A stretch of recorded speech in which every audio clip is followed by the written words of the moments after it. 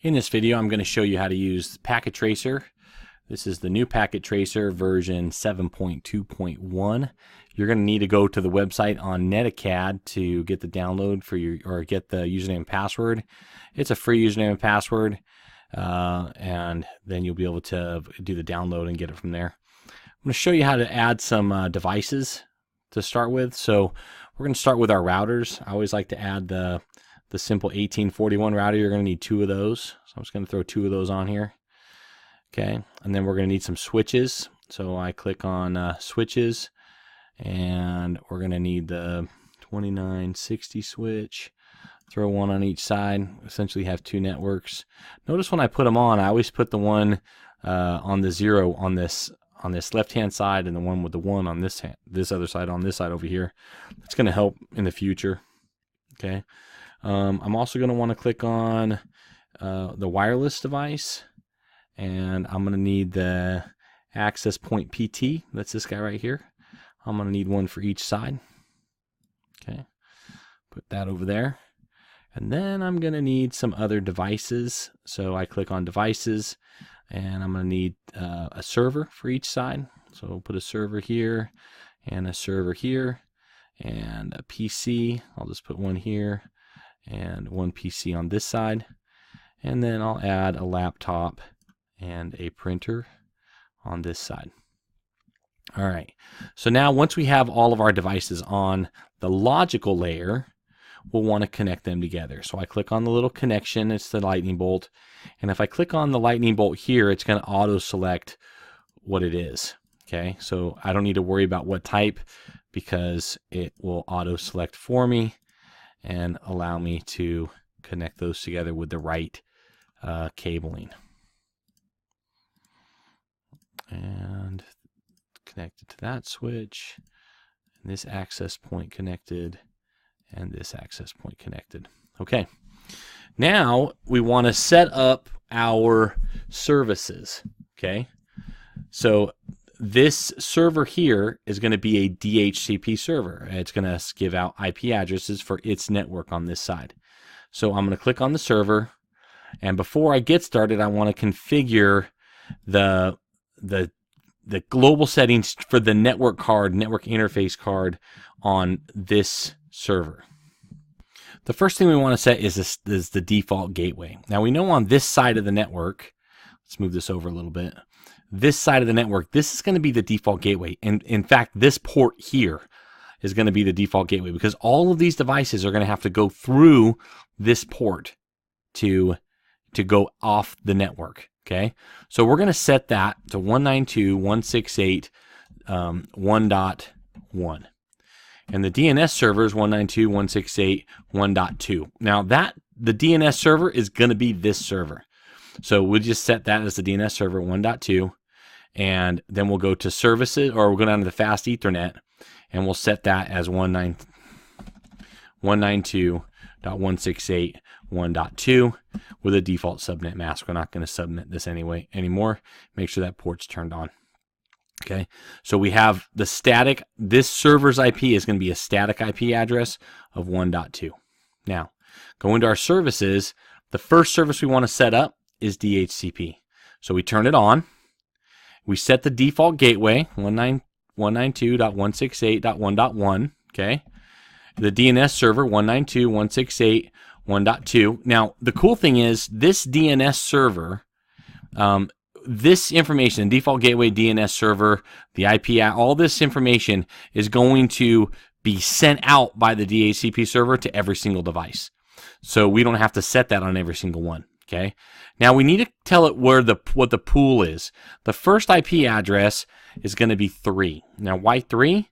Because the server is number 2 and the gateway is number 1. So we start at 3, and it's fine to keep that same subnet mask. And then we just click save, and notice how it changes all the information down here. So we just click save. Okay. Now at this point, we can close the services, go to our PC, go to our config, actually it's even better on the desktop, and click on IP address and just set it to DHCP. And notice that it grabs it. It grabbed the first one, 1.3, set the default gateway, and set the DNS server, just like we wanted. Okay, so let's look down here at this laptop. On this laptop, Notice it has an Ethernet port. Okay, a RJ45 connector is supposed to go in there. So what we want to do is we want to turn it off, and we want to drag that out, and we want to grab the wireless port, which is this WPC300, and we want to drag it right on there, and then turn it back on. Okay, that's going to give us a wireless connection. Okay, and we want to do the same thing with this printer. We turn it off, drag the port off, drag this port on, and turn it back on. Okay, now that's all we pretty much have to do on these two, except we'll configure their DHCP in just a second. Now notice they're going to the wrong access point. That's because this access point is physically located closer to this access point.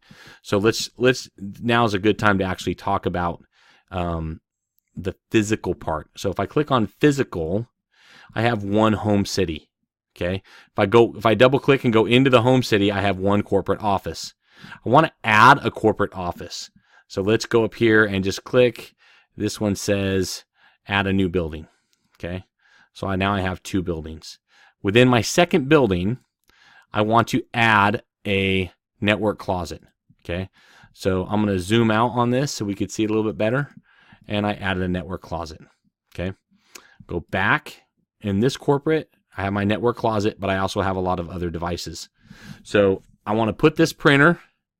Well, let's just put the printer in the laptop. Notice these are both 0. Okay, this is building 0, so let's do that. And then let's look. Here's PC 0.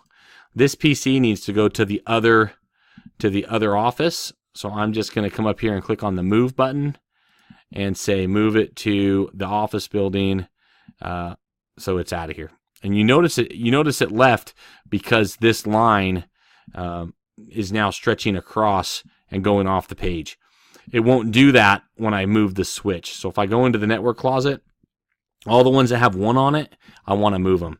This is the power distribution. This is the router. This is the router 1. So I want to move router 1. So I'm just going to move it to office building, and I want to put it in that wiring closet. I also want to move switch 1. So I click on switch 1, and I move it to that wiring closet. And I can actually move this up and move this up. And if I come down here, I can move access point 1. So I click on access point 1 and move it to that wiring closet. And here's my server for 1, and I want to move server for the other server and move that to the office building wiring closet. Okay, and if I scroll down, that looks great. Okay, now when I go back out and I see the whole picture, notice that this only has 1 line going across, and if I go back once more, that's that 1 line connecting the 2 buildings together, and it happens to be those 2 routers. I go into this office building, I can move the it should just be that one device is out here. I need to add more devices, but for right now we're good. Now let's go back to logical. Actually, if we go let's go out of this one and go out a little bit so we can see what's going on. Scroll in a little bit, scroll over. Something to help out a little bit, we can say, instead of corporate network, we can call this one network 0, and this one over here network. Actually, it'd be better if we said something like network 2. In your assignment, it will be named something different, and this one here will be network 1, essentially meaning that this one is 192.168.1.0. That's that network, and this is 192.168.2.0. Okay, let's see. I think I have get rid of all that and just put it like that. Otherwise, it kind of looks a little bit funky. Okay. Okay. So that looks good for as far as the physical location goes. Now let's go back to logical and see what happened to our wireless devices. Boom. Notice that they actually go wireless just like this. If I click on the laptop now, go to desktop, click IP config, notice it's getting the 1.4, and it also has the right default gateway. So that one's working perfectly. And notice this one is also working good. It has the right default gateway. If we go down here to wireless, it tells you it's getting 1.5 from the IP address. So that's pretty much everything that you need to do for the basics of this network. Okay, you'll need to configure this side for DHCP. So let's do the real quick setup for HTTP. You essentially click on HTTP over here, and this index file is the one that's going to go to automatically when we do, like, if we change it to something else. So I can come over here and say, all right, so we want to edit this index.html page. What we'll do is we'll just take this top part and call it Walt Disney World. Something fun. And that's pretty much all we need to do. Maybe get rid of, no, that should be perfectly fine. Now I'm going to click save and yes, and then I can close that file manager down. So that is how we edit this index file. Now, how is it when we go to 192.168.1.2 that this HTTP shows up as that index file? So if we go to the DNS, what we want to put in first is the name. And I'm pretty sure it's waltdisneyworld.com, and the address is 192.168.1.2, and we click add, and that's it. And we want to turn on the DNS service. Okay. So now if I go to the PC and I go to the web browser, I should be able to go to waltdisneyworld.com, click go, and notice that the index file says Walt Disney World, just like we did it at the top. So that's how we get that working. Now, the last thing I want to show you is turning on these routers. Again, this is the 0 side and this is the 1 side. On this router, we're going to configure this port here, and then we'll configure the other port. So we need to find out what those ports are. I like to highlight over them, and it says it's 00. And then if we highlight over this one, it's 01. So in here, I'm going to go into config and 00 and turn it on 192.168.1.1 with the default subnet mask. Okay. Then on 0.0.1, turn it on 10.0.0.1 default subnet mask. Okay. Then what I'll go is back into settings and click save. Okay, so I just want to make sure I save it.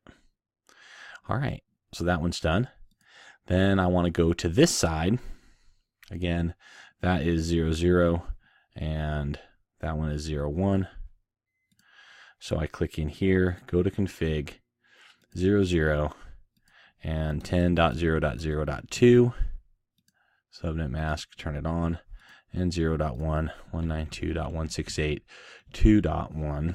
That's going to be the default gateway for that side, and turn it on, and then go back to settings and click save. And that saves the whole configuration, and I'm going to go ahead and close that.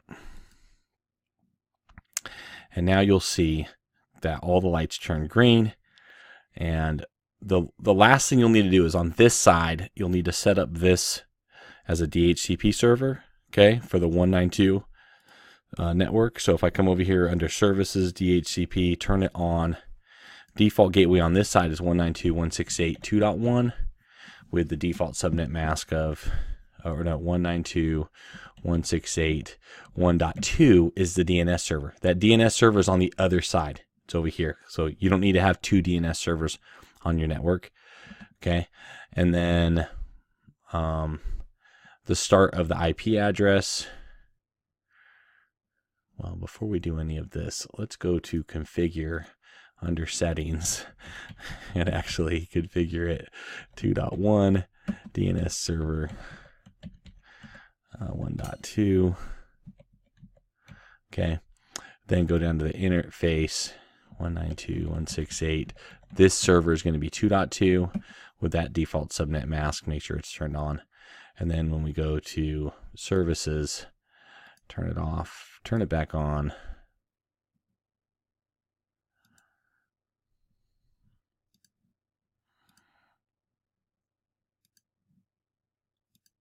notice that this IP address auto-populated. It wasn't auto-populating before. That's why I had to turn it off and go out of it, because you really should configure the server first. Set all the hard ports first on that server, then set up DHCP.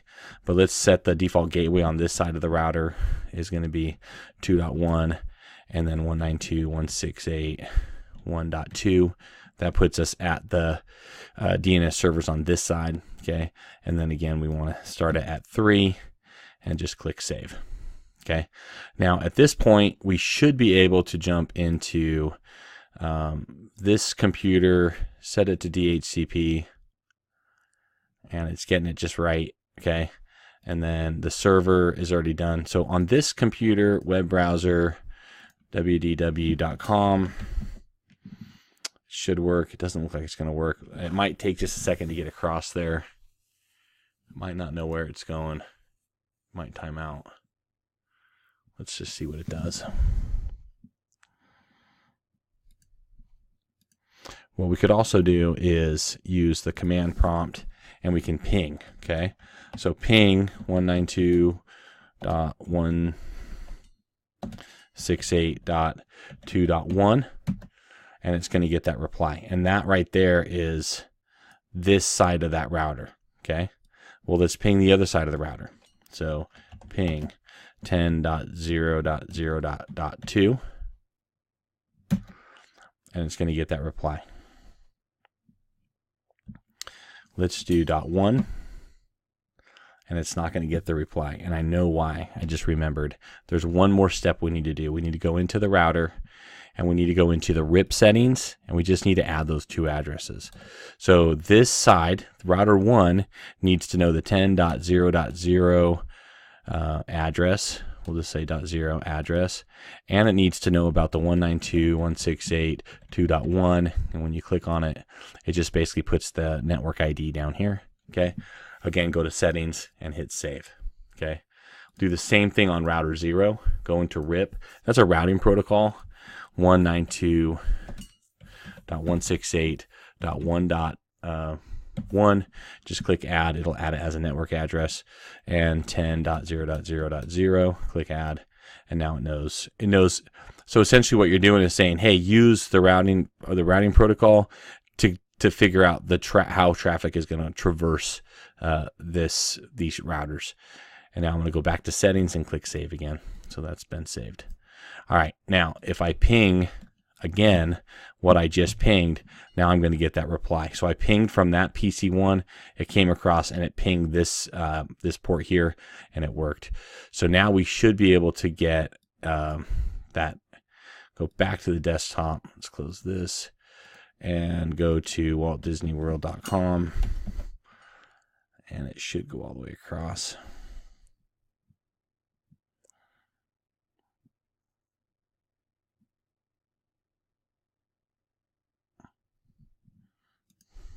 There we go. It did. It went, I just didn't click go. Walt Disney World came across. Might take just a second for it to finally get across, but it did come across. And that's coming from PC1, which is on this side of the network. It's traversing both routers and coming and hitting this router or this server on the other side and coming back. And that's what you should do. Now, be real careful when you're following those instructions for the assignment. There's a lot more devices than this. They all need to be configured correctly, and they all need to be done both logically and physically. Hopefully this will help.